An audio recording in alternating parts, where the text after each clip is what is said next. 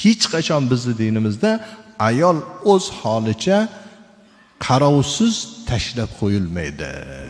Hamma ta'minotini otasi qiladi.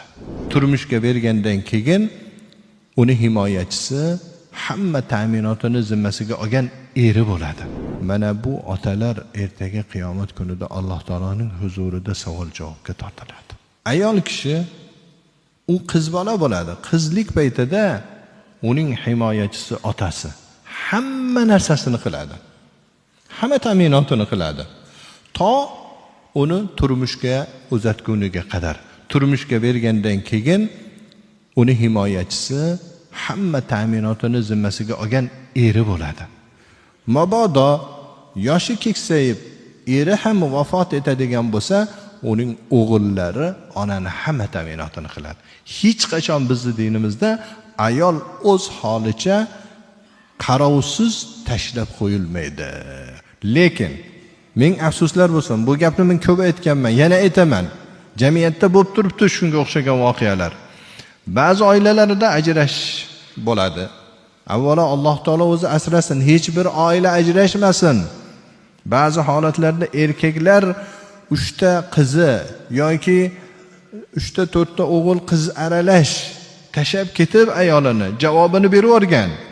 Bu boshqa oila qurib yashayapti bu ota. Uni qo'lida mol dunyosi ham bor kerak bo'lsa ba'zilarini. Lekin farzandlaridan borib bir marta xabar olishga yaramaydigan otalar juda ham ko'p hozir. Shariatning hukmi bu.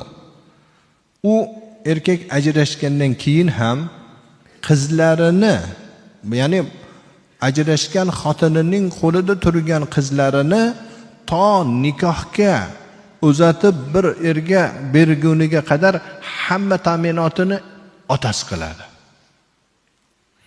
Yediradi, ichiradi, kiyintiradi, bog'chasi ta'minotini qiladi agar bog'chaga bersa, o'qish ta'minotini qiladi. Hamma, agar bemor bo'lsa davolatadi. Hammasini qiladi.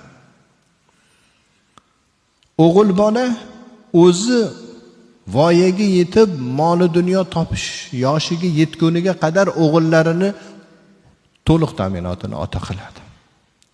Endi siz o'ylab qarang.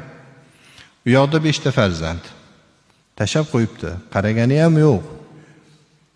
Mana bu otalar ertaga qiyomat kunida Alloh taoloning huzurida savol-javobga tortiladi. Bunaqa holatlar juda ham ko'p jamiyatimizda.